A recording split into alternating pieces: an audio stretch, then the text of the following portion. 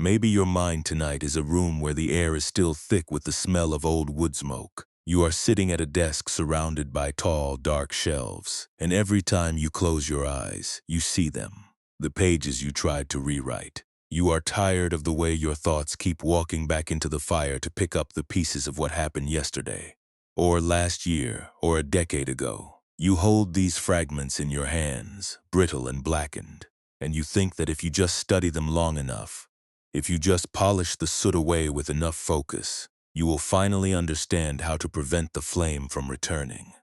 It is a exhausting, lonely work, and I suspect you have been doing it for so long that your fingers feel permanently stained by the archives of your own regret. You are here because you are searching for a way to put the work down.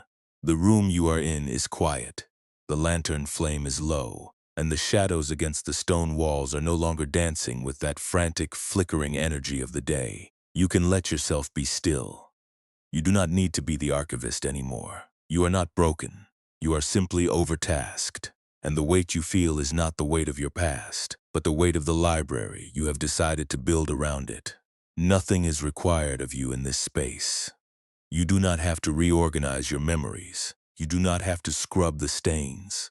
And you certainly do not have to solve the mysteries of your own history before the sun rises. The paradox of this struggle is one the oldest teachers have whispered for generations. You believe that reliving the worst-case scenarios of your past is a form of protection, a way to build a wall against future fire. But your mind is not actually preparing for the future when it does this. It is only burning the same wood twice. This is the great illusion you have been trapped in. You think the fire is still active because you are still feeding it with your attention. The truth is that the danger passed long ago. The fire went out. The smoke that still stings your eyes is only the memory of what was, not a current reality. Peace does not begin by successfully cleaning every page in your archive. It begins when you realize you are allowed to walk out of the library and leave the door slightly ajar, letting the cool night air drift in to clear the soot. If it feels right, take a slow breath. Feel the way your chest rises and falls, steady and rhythmic, untouched by the burning pages in your mind. This is your life right now. It is fresh. It is untainted by the history you have been clutching. You can let your shoulders drop. You can let your jaw loosen. And you can let the heavy iron key you have been holding, the key that locks you inside this archive, rest on the table. You do not need to use it right now. You do not need to verify the contents of the shelves. You are safe enough to let the books be exactly as they are, forgotten for a few hours, undisturbed by your scrutiny. Maybe you have felt this way before, this sense that if you stop checking the past, you will somehow lose your hold on your own safety. It is a very human fear. We have been taught that to be vigilant is to be wise, and that to look away from our mistakes is to risk repeating them. But there is a difference between learning from the terrain you have already crossed and choosing to camp on the site of a disaster. You are camping in a place that has already grown cold. You are spending your precious energy tending to a hearth that holds only ash.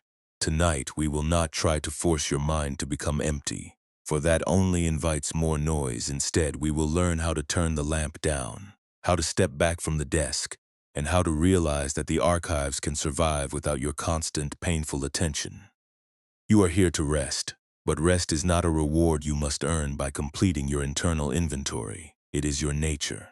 It is the soil beneath the library. You are allowed to be tired of the smoke. You are allowed to admit that the work of remembering has not actually made you safer, only more weary. When you admit this, when you finally say that you are ready to set the brittle pages aside, the pressure inside your chest begins to change. It transforms from a desperate, sharp urgency into a dull, manageable ache that can eventually dissolve. Listen to the sound of your own breathing. It is the only thing currently happening in this moment. The past is not happening. The future is not happening. Only this breath, this coolness, this weight of your body against the bed, this quiet promise that the night is here to hold you. You do not have to be the archivist tonight. You do not have to account for every error or every close call. You can just be the person who is here, in the dark, breathing, simply existing. As we begin this journey, notice if there is a particular scene your mind keeps returning to. Do not fight it. Do not tell yourself you are failing because you are thinking of it. Just acknowledge it as if you were noticing a dust mote drifting in a shaft of light. It is there. It is part of the air, but it does not belong to you. It is not your task to clear the light of the dust. It is enough to sit in the light and enjoy the stillness. You are becoming a person who can watch the ghosts of the past wander through the halls of your mind without feeling the need to catch them, to correct them, or to bury them. You are watching them with a new quiet compassion. You see that they are just echoes. They are just the residue of a fire that has long since turned to stone. In a moment, I will share with you the story of someone who spent a lifetime in just such a room. Someone who eventually found the secret to opening the doors. But for now, just stay here with the weight of your own existence. Let the fatigue be what it is. Let the desire to solve your life settle into the background. You have walked a very long distance to get to this moment of stillness, and it would be a shame to rush past it now. You have earned the right to simply exist without a purpose, without a goal, and without a ledger to keep. The library is secure. The archives will wait for you if you ever decide to look at them again. But tonight, they are not your responsibility. You are free to turn your back on the shelves, walk toward the threshold, and see what the night air feels like against your face. You are not losing anything by letting go of the heavy books. You are finally, after so much toil, starting to reclaim the space that has been waiting for you all along. In a time long ago, tucked deep within a narrow mountain pass where the wind always seemed to be sighing, there lived an archivist named Elara. Her home was not a house, but a great circular library carved directly into the living granite of the peak. It was a place of perpetual twilight, lit only by the soft, steady glow of oil lamps that smelled of pressed clover and dry earth. Elara had spent more than half her life there. Her hands were always stained with the fine, dark soot that clung to the scrolls stored in the inner sanctum. These were not ordinary books. They were the records of everything that had ever gone wrong in the valley below. Every time a storm destroyed a harvest, a deal was broken, or a harsh word was spoken in the heat of frustration, a messenger would travel up the winding path to deliver a report. Elara would take these reports and place them into the archives. But she did not just file them away. She felt a profound, heavy duty to make sure those events were understood, analyzed, and polished until they made sense. She believed that if she could just find the pattern, if she could just see exactly where the failure began, then the people in the valley would stop making the same mistakes. She spent her nights scrubbing the brittle, singed edges of these reports, convinced that the soot was a layer of ignorance she had to remove. One humid evening, when the air inside the mountain felt particularly thick, a man arrived at the library doors. He was not a messenger. He was a silent, elderly monk who carried nothing but a simple wooden bowl and a small, unlit lantern. Elara did not look up from her desk, for she was in the middle of a delicate task. She was trying to reconstruct conversation from 3 years prior, piecing together the timeline of a misunderstanding that had led to a long and painful family feud. She was so focused that she did not notice the monk walk into the circle of her lamplight. He stood there for a long time, watching her fingers tremble as she tried to brush away a smear of black dust from a fragile parchment. He finally set his bowl down on the edge of her desk. It was an empty bowl carved from dark, smooth wood, and it made almost no sound against the stone. Elara looked up then, startled by the sudden presence. She expected him to bring a new report, a new tragedy to be archived. But he only pointed to the pile of scorched papers she had been working on all night. He looked at the soot on her fingertips, then at the lantern, then back at her eyes. He did not say a word about her work. He only gestured toward the far wall, where the shelves stretched upward into the shadows of the ceiling. Elara felt a strange flicker of defensiveness. She told him that these papers were the history of the valley. She explained that if they were not cleaned, the lessons would be lost forever. She said that she was keeping the library safe so that the residents could eventually come and see their own errors clearly.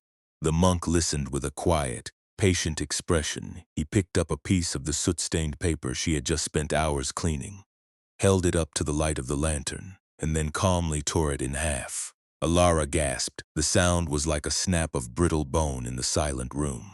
She reached out to stop him, but he simply held the torn pieces out to her, palm open, offering them as if they were a gift. On the blank reverse side of the paper, there was nothing at all.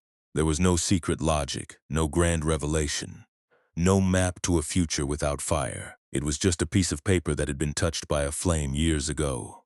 Alara stared at it, her chest tight. She had spent seasons believing that the soot was an obstacle to understanding, that the stains were covering up a map to perfection. The monk then gestured toward his empty bowl. He picked up the lantern and set it in the center of the desk, between Alara and the stacks of reports. He watched as the light cast long, dancing shadows across the mountains of work she had piled up.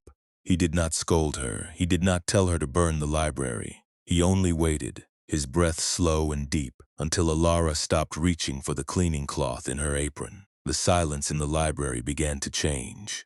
Before, it had been a tense, focused silence filled with the scratching of pens and the rustle of dust. Now, it was a wide, hollow silence that felt like the open air outside. Alara realized that the soot was not an error. It was simply what remained when a thing had burned out. She had been trying to clean the history of the fire, believing that if the paper looked clean, the fire had never happened, or that she could somehow unburn the past. The monk moved to a shelf and pulled down a large, heavy book that had been sitting in the corner for years, completely untouched. It was covered in a thick layer of gray ash. He did not brush it off. He simply sat on the floor, crossed his legs, and invited Alara to sit beside him. He did not open the book. He just placed his hand on the cover and closed his eyes. Alara hesitated, her heart still racing with the phantom urge to get back to her desk, to finish the report, to tidy the edges of the tragedy. But the look in the monk's eyes was so steady, so devoid of judgment, that she slowly lowered herself to the stone floor. As they sat there, the smell of the old smoke began to fade. Or perhaps Alara simply stopped noticing it. She realized that she had been living in the library as if it were a battlefield. She had been treating the past as a tactical map she had to memorize to survive the next encounter. She had been so afraid of the fire that she had made her home in the kiln. The monk remained motionless, his hand still resting on the dusty, unread book. He seemed to be listening to something far beyond the mountain walls. You might wonder if the archives were ever truly cleaned. Perhaps you are wondering if Alara ever found the secret message she was searching for. But that is the nature of the mind, always looking for the next turn, the next correction, the next bit of proof that things will be okay if we just work hard enough. The lesson was not in the books. The lesson was in the sitting. The monk did not need to explain why the soot was not worth her tears. He only needed to show her that there was a place where she did not have to be an archivist. There was a place where she could just be a human, sitting in the quiet, with her hands empty and her heart finally beginning to uncoil. Think of that library tonight. Think of the way Alara held onto those charred edges, believing that her vigilance was the only thing standing between the valley and the dark. Is there a shelf in your own mind that holds a similar weight? Are there scrolls you have been trying to scrub clean, hoping that if you could just find the right way to frame what happened, the sting would finally leave your chest? You have been doing the work of an archivist for a long time. You have been diligent, and you have been thorough, and you have certainly paid a high price in sleep and ease for your labor. But the soot you are cleaning is not a sign of your failure. It is a sign that the fire is long since gone. You are not the archivist. You are the one who is allowed to walk away from the desk. You are the one who is allowed to sit on the floor, with the light of the lantern casting soft, simple shadows, and realize that you are not responsible for the history of the mountain. You are only responsible for this breath. You are only responsible for the way you treat yourself in the quiet of the night. If you can feel a little bit of that tension loosening, a little bit of that urge to check the shelves fading into the background, then you are already beginning to understand. You are already beginning to see that the archives do not need you to be their prisoner.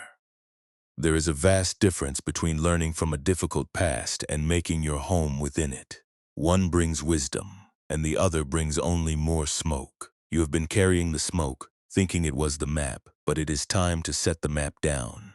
It is time to let the library doors remain closed while the world outside spins on, unaffected by your frantic search for an answer. The answer if there is one, is not hidden in the soot. It is hidden in the silence that follows when you finally stop trying to rewrite what has already been written. You are doing well. Just notice the urge to reach for the paper.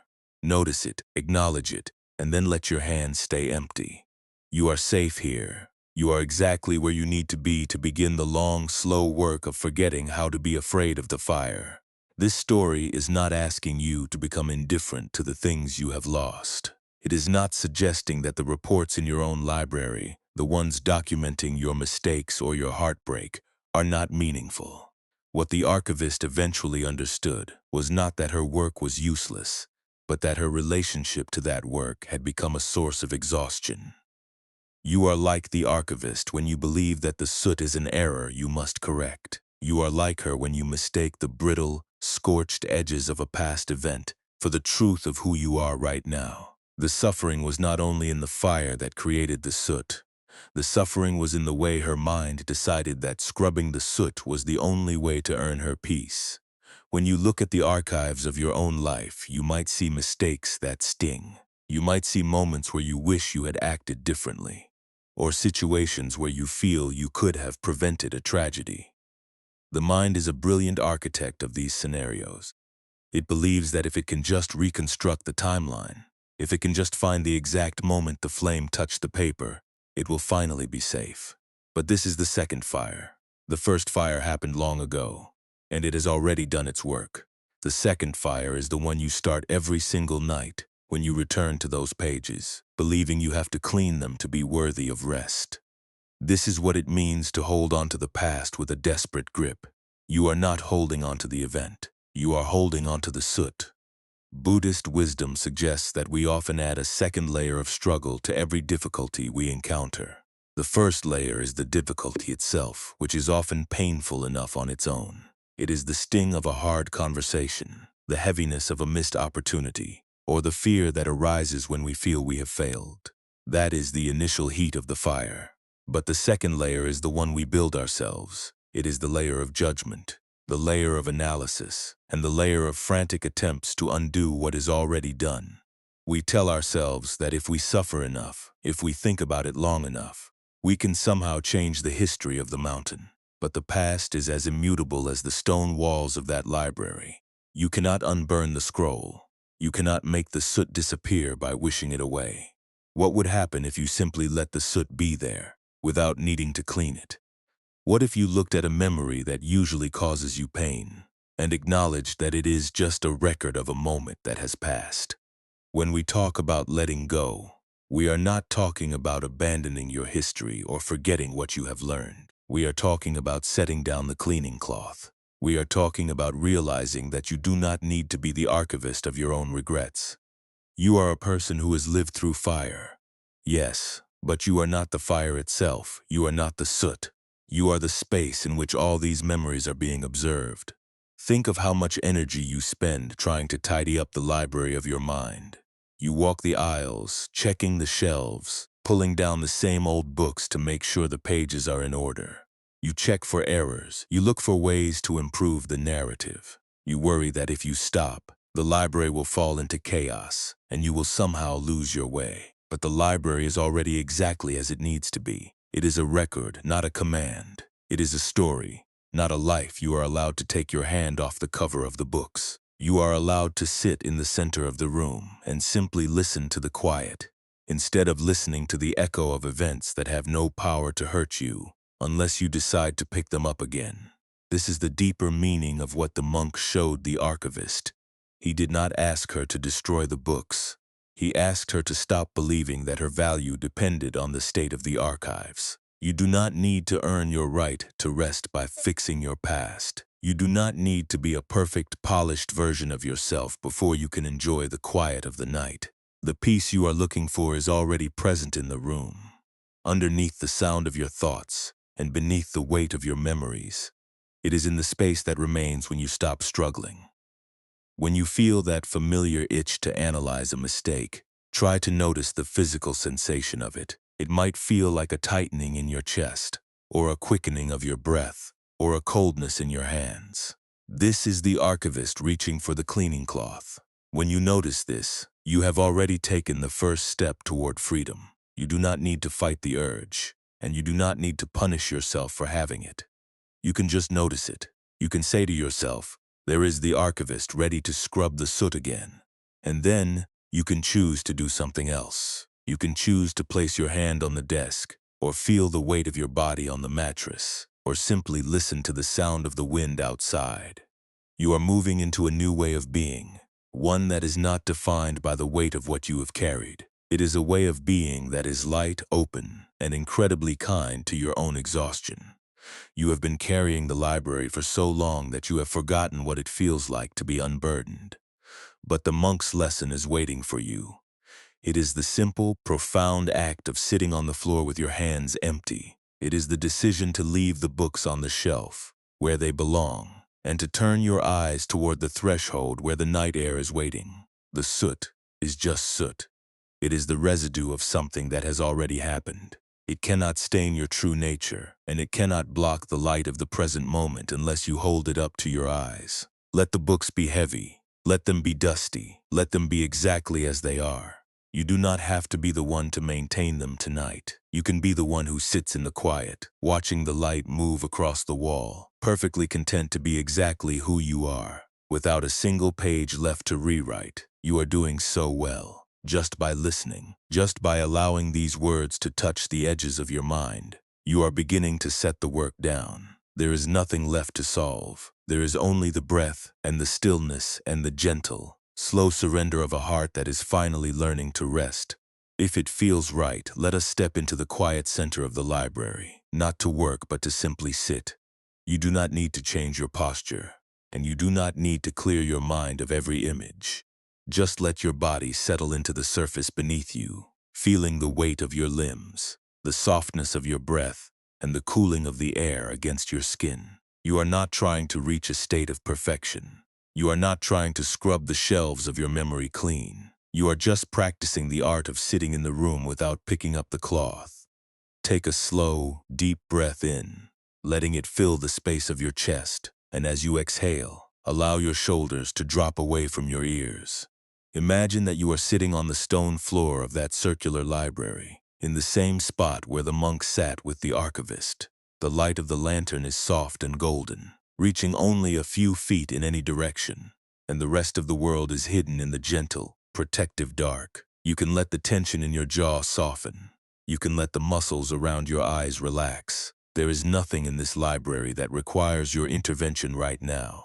Now, turn your attention inward, toward the thoughts that have been pacing the aisles of your mind all day. Do not try to block them. Do not try to turn your back on them. Simply notice them, as if you were watching a distant flickering shadow on the library wall. What is the pattern that keeps appearing? Is it a replay of a mistake you feel you should have avoided? Is it a rehearsal of a future conversation you are afraid to have? Give that thought a shape. Imagine it as one of those scorched, brittle scrolls that has been lying on your desk, waiting for your hands to fix it. See the scroll clearly, but keep your hands folded in your lap. Do not reach for it. You do not need to read it again. You do not need to verify the soot or trace the lines of the error. Just acknowledge that it is there, lying on the stone surface, and recognize it for what it truly is. It is a record of a moment that has already concluded. It is a piece of your history that has already been lived through. It is not a command for you to follow tonight, and it is not a judge that has the power to define your worth. Perhaps you might imagine placing that scroll into a heavy wooden chest on the floor beside you. You do not have to burn it, and you do not have to keep it on your desk. You can simply move it from the place where you are trying to edit it into the place where it can just exist, stored away, out of your direct view. As you imagine that, feel the lightness in your arms that comes from letting go of the cleaning cloth. You have been scrubbing the past for so long that your movements have become tight and mechanical. Now, you can allow your arms to hang loose, your hands to rest palms up, inviting a sense of spaciousness to enter your chest. If the thought tries to return, if your mind urges you to check the chest or to verify if the scroll is still stained, do not be angry with yourself. The archivist spent a lifetime in that room. It is only natural that your mind would want to return to its habits. Just smile at the urge, call it by its name. Say to yourself, there is the archivist again, worried that the archives are not in order. And then, without any force, just return your focus to the sensation of the air entering your nostrils.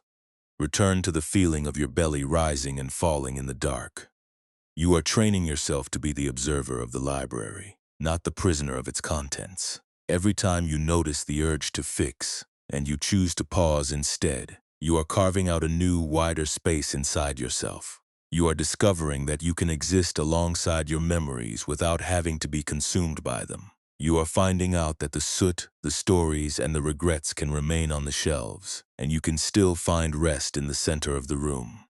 You are safe. The library doors are locked, the lamps are dimmed, and you are not required to do anything other than breathe and be. Maybe you are feeling a bit of resistance to this. Maybe you feel that if you stop working, you are somehow neglecting a responsibility. That is just the old guard in your mind, the part of you that fears what might happen if you are not vigilant. You can offer that part of your mind a moment of kindness. You can thank it for trying to keep you safe, even if its methods are exhausting. You can acknowledge that it has worked very hard, and that tonight it is allowed to stand down. It does not have to watch the archives. It does not have to patrol the aisles. It can take its rest along with you. As you sit in this stillness, let the image of the scroll in the chest grow dim. Let the room itself feel less like a place of labor and more like a sanctuary. The stone floor is cool and grounding, supporting you completely. The air is still, and the light is kind. You are not losing your past by setting it down.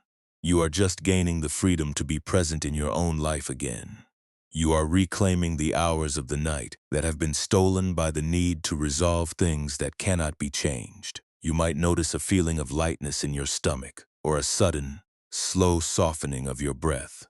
These are signs that you are beginning to inhabit your own space, away from the clutter of the archives. This is a practice you can return to whenever the shadows in your mind start to feel too long or the smell of smoke becomes too sharp. You don't need the library to be gone. You just need to know where you are standing in relation to it. You are the one who chooses whether to pick up the book or to let it rest on the shelf. Take a slow, final breath of this practice, drawing in the peace of the quiet room. And as you exhale, let go of any lingering expectation that you should have achieved a certain state of mind. There is no such thing as a perfect meditation. There is only the willingness to show up for yourself, exactly as you are, with all your tired thoughts and your heavy memories. Even noticing that you are thinking is a profound act of awareness. You have done enough by simply sitting here and turning your attention away from the soot. As you settle deeper into the warmth of your bed, let the images of the books and the shelves fade into the soft, velvet blackness of your closing eyes. You are not leaving anything behind that truly matters. You are only setting aside the tools you no longer need. The records of your history will be there tomorrow, if you ever care to look at them again. But for now, they are perfectly safe in their quiet, dark home. You are free to drift, free to loosen, and free to step out of the archivist's uniform and into the gentle, unburdened rhythm of your own heart. Everything is slowing down, catching up to the pace of the night. You are doing well, you are safe, and you are finally allowed to be empty. Years after the archivist first sat on the floor of her library, a young traveler arrived at the mountain pass. His name was Kale, and he was known throughout the region as a man who could solve any discord. He carried a leather-bound satchel filled with legal documents, letters of grievance, and blueprints for how to reconstruct broken alliances. Kale believed that if you could only organize the facts correctly, if you could arrange the evidence of a past wrong into a logical sequence, you could force the universe to make things right again. He had heard of the library on the peak, and he had climbed the mountain with a single, desperate goal. He wanted to find the original records of a betrayal that had cost his family their land. He was certain that if he could find the specific scroll documenting that event, he could prove the past had been recorded incorrectly and demand a new hearing. The mountain air was thin and biting as he reached the circular stone entrance. He walked into the library, his boots clicking sharply on the granite floor. The room was dim, the air smelling of old paper and stillness. But the archives were no longer cluttered. The shelves were orderly, yet dusty. as if no one had felt the need to disturb the records for a long time. In the center of the library, sitting on a low wooden stool, was an elderly woman. She was not cleaning. She was not writing. She was simply peeling an apple with a small, silver knife. Cale did not wait to be invited. He approached her, his voice tight with the urgency he had carried for 300 miles. He told her who he was, and he told her the story of his family, his voice rising as he described the injustice. He demanded to see the scroll from that particular year, that particular week, so he could settle the account once and for all. The woman did not look up immediately. She continued to peel the apple, the long, continuous strip of skin curling downward like a red ribbon. Only when she finished did she set the knife down and look at him. Her eyes were calm, and they did not hold the urgency he had expected. She stood up, walked to a section of the wall, and pulled out a scroll. It was not the one he had asked for. It was a scroll from a different year, a year long before his family had even settled in the valley. She handed it to him. Cale frowned, but he opened it, thinking perhaps she had made a mistake. The text inside was not a record of a dispute or a legal claim. It was a simple, handwritten observation of the way the mist clung to the trees on the morning of a harvest. It described the color of the sky, the sound of the wind, and the smell of the damp earth after a long rain.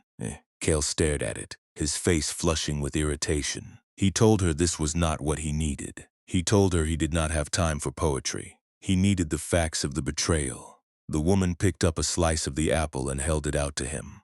Cale shook his head, but she kept her hand steady, her expression soft. She asked him a single question. She asked him why he thought the truth was something that could be filed away in a library. Cale argued that without the records, there was no history. Without the history, there was no justice. The woman listened, and then she walked over to the desk where the lantern still burned. She asked him to set his heavy satchel on the table. Cale did so, the weight of his papers thumping loudly against the stone.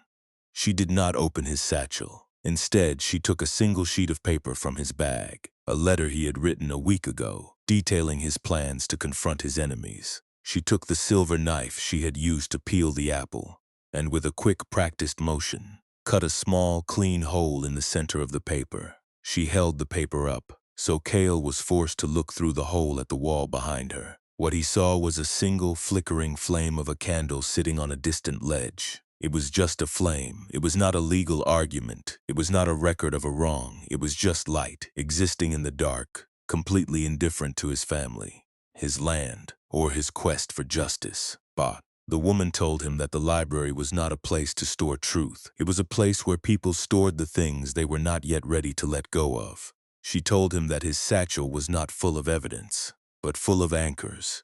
Each paper was a line he had thrown into the past, trying to keep himself tethered to a version of reality that no longer existed.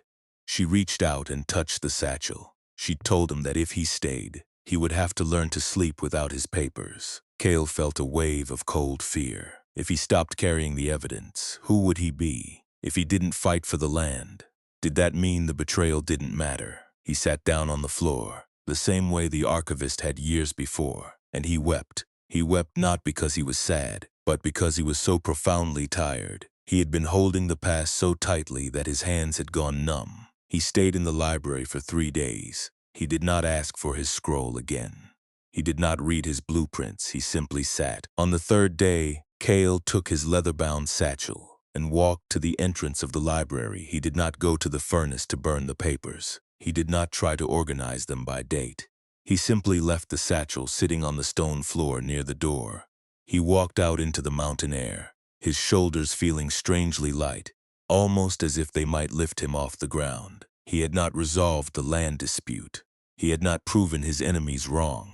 He had not gained anything at all. But as he looked down at the valley, he realized for the first time that he was seeing it with his own eyes, and not through the lens of a grievance. He did not become a saint. He did not forget what happened to his family, but he changed the way he held it. He realized that the anger he felt was like a fire that needed constant feeding. When he stopped feeding it, the fire did not just go out. It transformed. It left behind the cool, quiet space of his own life. He went back to the valley, but he did not go back to the courthouse. He went back to the soil. He started a small garden. and he spent his days working with his hands, focused on the immediate, tangible reality of the seasons, the seeds, and the rain. When a memory of the betrayal arose, as it sometimes did in the quiet of the evening, Kale did not rush to write a letter of protest. He did not reach for his satchel. He simply paused. He felt the anger rise in his chest. He acknowledged it, and then he took a breath. He returned his attention to the spade in his hand, or the scent of the evening air. He treated the thought like a guest who had overstayed their welcome. He did not throw the guest out, but he stopped setting a place at the table for them. This is the deeper transformation. It is not about becoming a person who no longer feels the sting of the past. It is about becoming a person who no longer gives the past the right to steer the present. Kale's struggle was just like yours. He thought the evidence was the truth.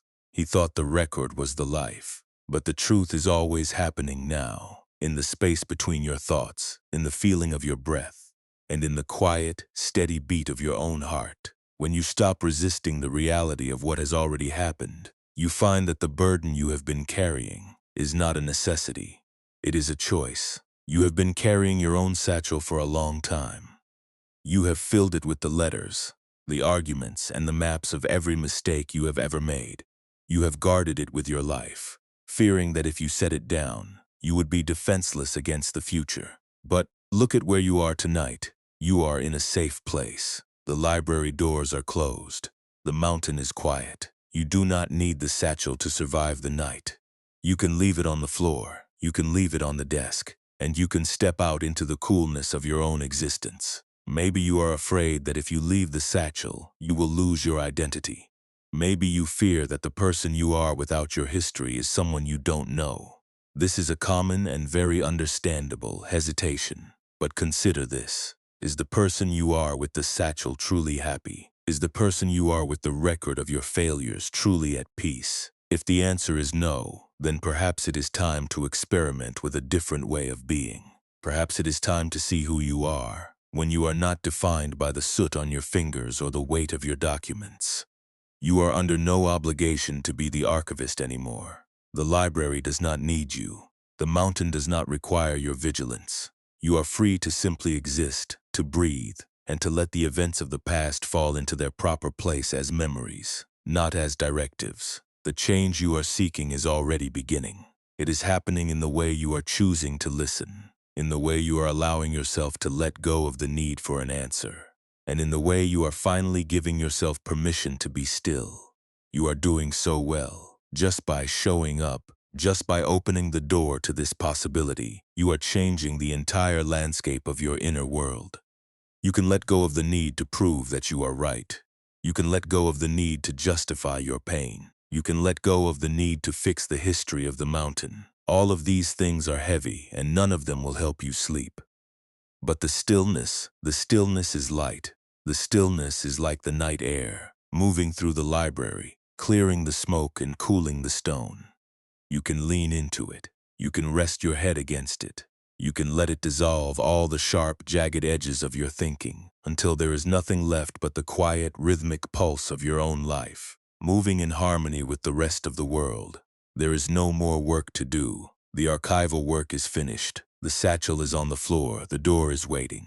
And you are finally ready to walk into the night, not as an archivist, but as a person who has finally, mercifully, come home to their own quiet, unburdened heart.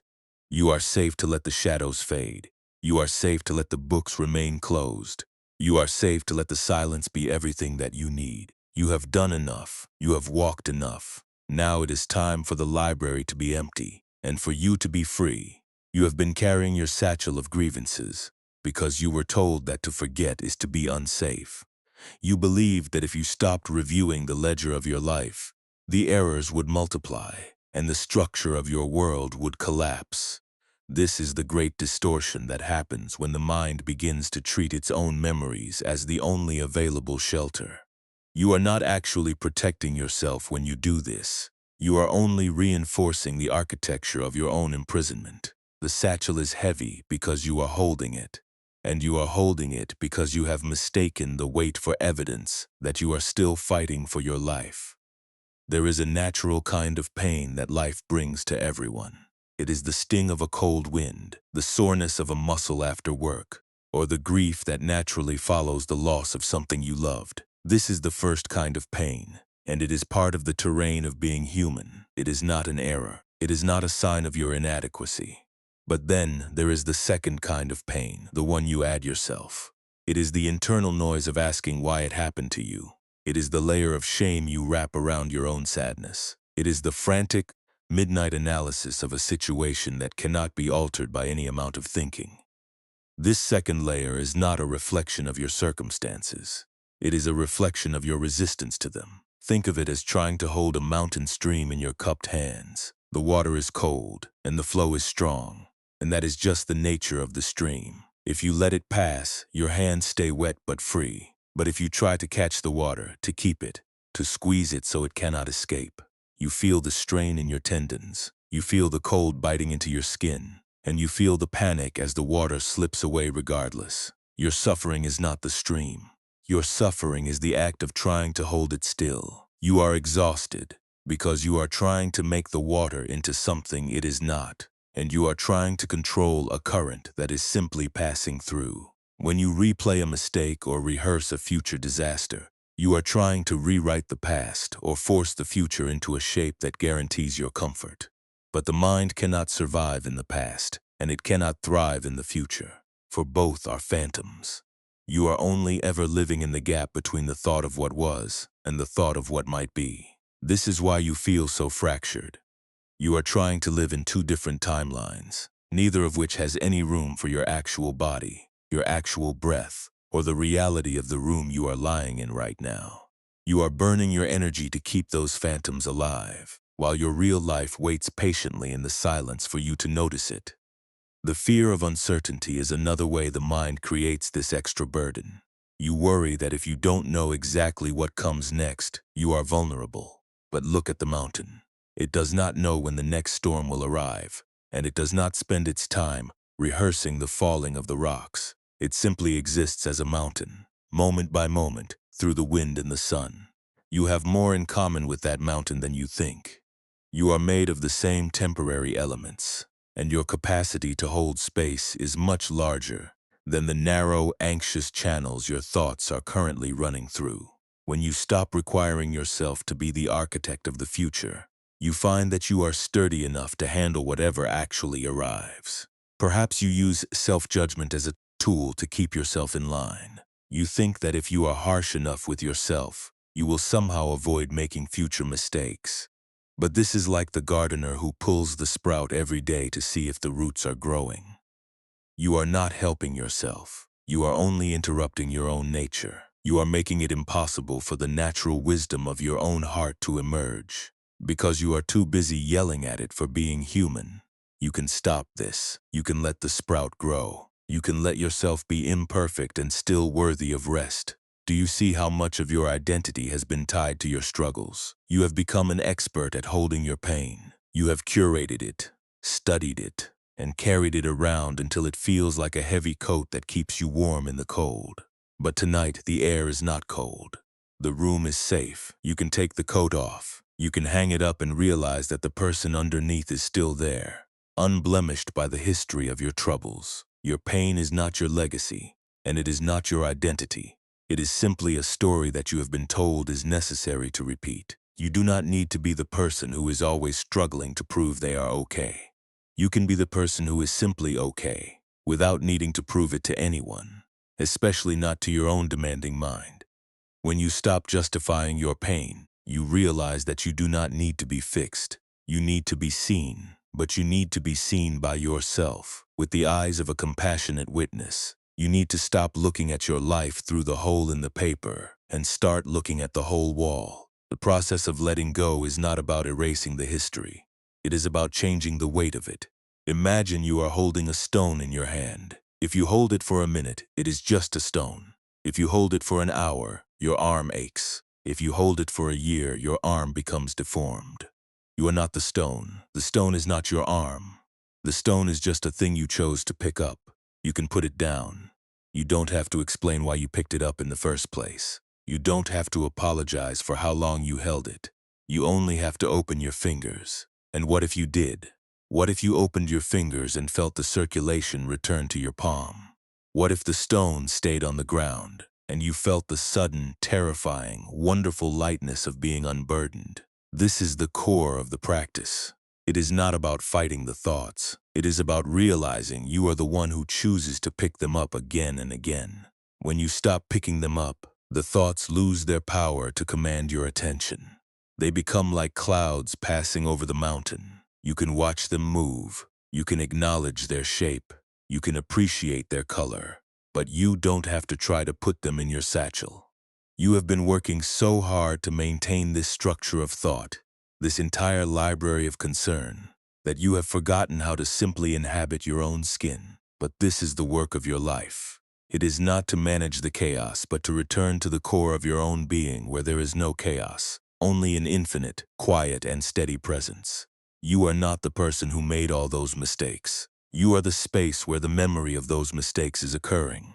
You are the light that shines on the wall, not the shadow that flickers when the fire moves. As you lie here, allow yourself to feel the difference between the reality of your body and the intensity of your thoughts. Your body is resting. Your heart is beating. Your lungs are filling. This is the truth of your life tonight. All the rest, the replays of the past and the rehearsals of the future, are just extra weight. You are allowed to let it go. You are allowed to be tired. You are allowed to be finished with the work of keeping your history alive. The night is doing its job, and it is doing it perfectly. The stillness is working its way through your muscles, past the memories, into the very center of your being. You are becoming softer, more spacious, and more ready to meet the unknown without the need to control it. You are doing so well. Just keep breathing and keep letting go. This wisdom does not belong in the archives of a distant mountain library. It is meant for the very moments when your heart feels pressured by the rhythm of modern life. Think of how often you check your phone for some kind of sign, a message or a notification that might tell you everything is okay, that you are enough, or that your worries have been answered. You are standing in the middle of your own living room, perhaps, or sitting at a desk, and you feel the familiar urge to scan the screen for proof of your own safety. This is simply the archivist reaching for the scroll again, hoping that this time, the news will finally clear the soot from the page. When you feel that twitch in your thumb, when you feel that small, sharp surge of anxiety waiting for a digital response, you can pause. You can realize that you are looking for evidence of your own worth in a place that cannot hold it. You can set the phone aside, not with frustration, but with a gentle acknowledgement that your peace does not depend on the screen. Consider the times you lie awake at night, replaying a mistake from years ago, or calculating the odds of a failure that has not even occurred. Your mind is trying to solve a problem that is already finished, or one that has not yet been born. You feel as though you must remain alert, as if your vigilance is the only thing keeping the roof from caving in. But you are not the one holding up the sky. You are the one who is allowed to let the night do its work. Instead of trying to fix the narrative of your life while the house is dark, you can notice the weight of your own body, the texture of the sheets, and the slow, rhythmic movement of the air in your room.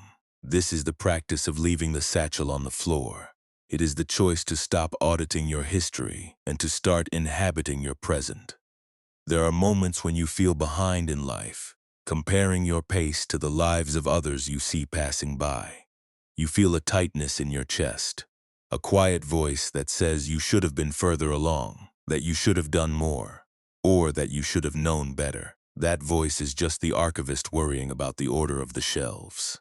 It is not the truth of your existence. You are on your own path, at your own speed, and the fact that you are here, seeking this quiet, is proof that you are exactly where you need to be. You do not need to compare your scrolls to anyone else's. Your history is unique, and it is yours to hold lightly, not to use as a measuring stick for your own failure. Perhaps you find yourself trying to control a relationship, smoothing over the edges of a conversation, or anticipating how someone else might react so you can avoid a conflict. You are walking on eggshells, believing that if you are careful enough, if you edit your words perfectly, you can guarantee a future of comfort. This is exhausting work. It turns every interaction into a potential fire, and it makes you the keeper of the hearth.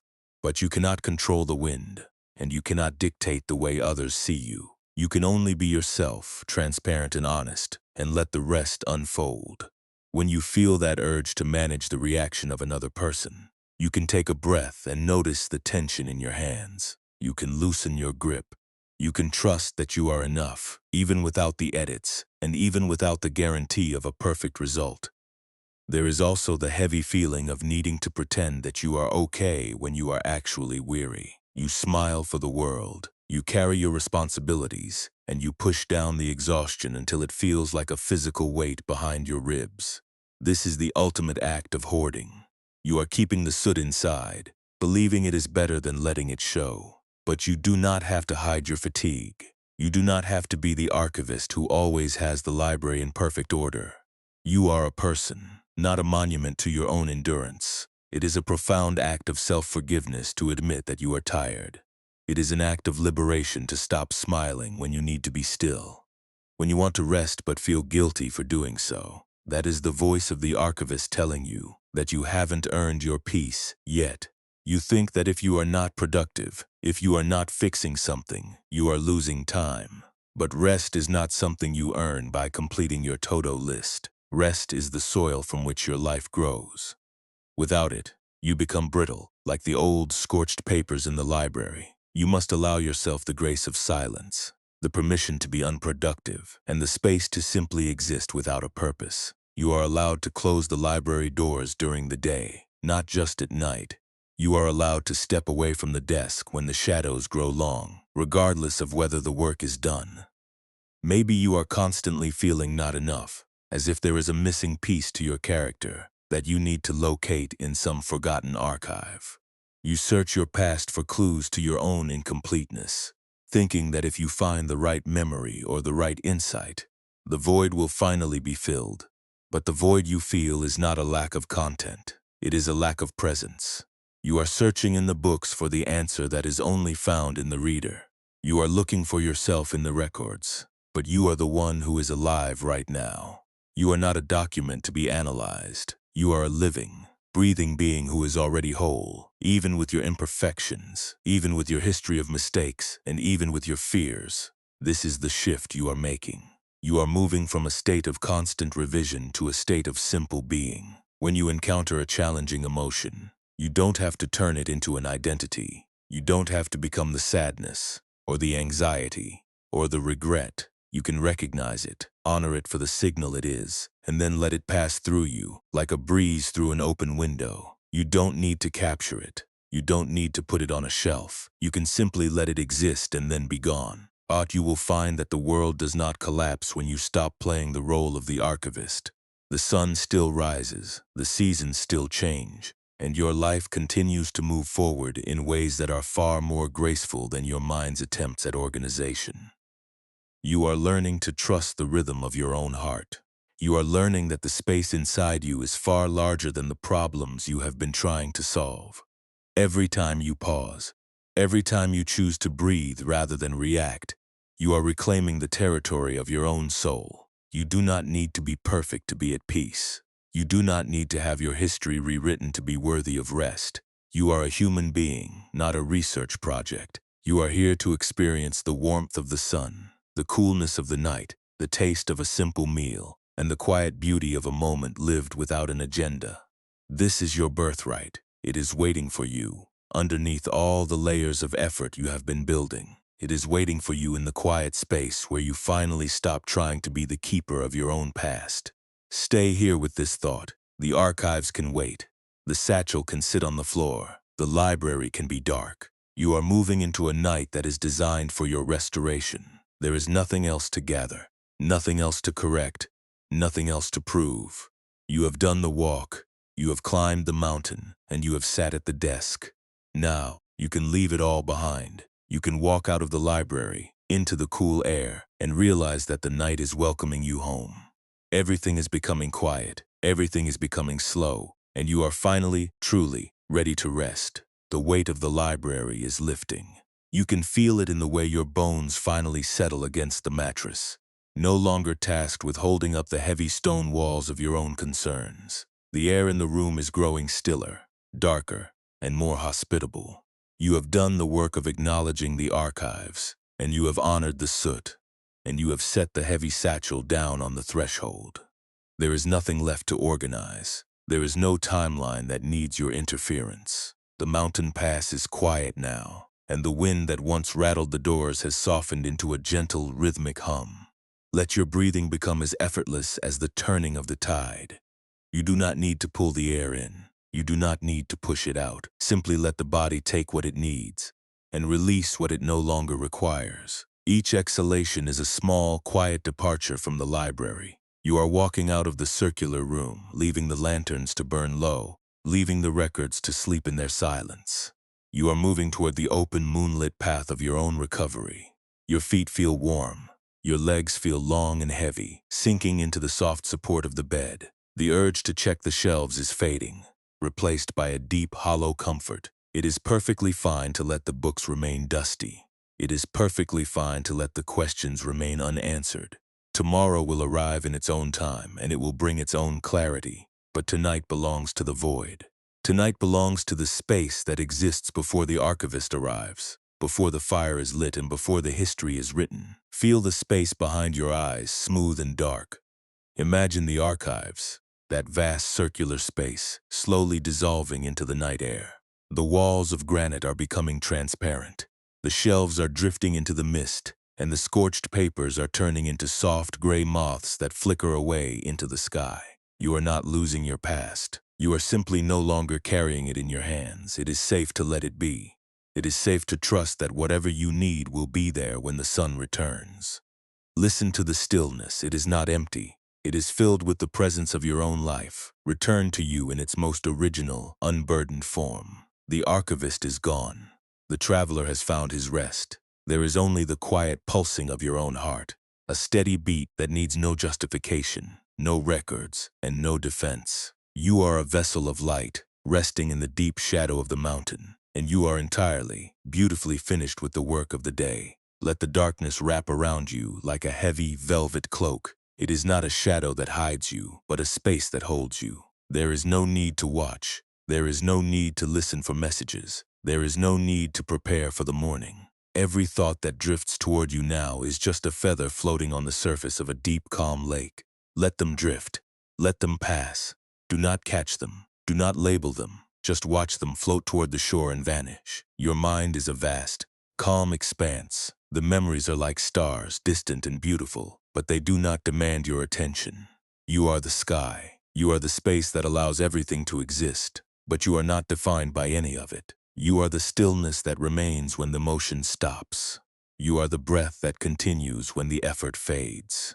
You are exactly where the river meets the sea, where all the currents of your struggle finally dissolve into the deep, welcoming salt of peace. Sleep is not a destination you need to reach. It is a home you have already arrived at. It is the natural rhythm of your being, the way the night calls you back to the source. You have walked a long way to find this stillness. You have climbed the mountain and entered the archives and sat on the floor. And now, at last, you have walked back out. You have returned to the simple, quiet truth of your own presence. There is no more smoke. There is no more soot. There is only the cool, clear night and the steady, rhythmic rise and fall of your chest. You are safe. You are empty. You are held. The archives are locked. The lamps are extinguished. And you are finally free to close your eyes. If the thoughts return, just let them be, like the soft, distant sound of the mountain wind, reminding you that you are not the one who controls the weather. You are only the one who rests within it. Everything is settling into its rightful place. The night is doing its work. The silence is doing its work. Your heart is doing its work. Just breathe and let the darkness take your weight. Just rest and let the library vanish. You have done enough. You have been enough. And now you can simply fade into the stillness that was waiting for you all along. What if the peace you have been seeking was never a thing to be earned, but the very silence that remained when you finally stopped trying to keep the record?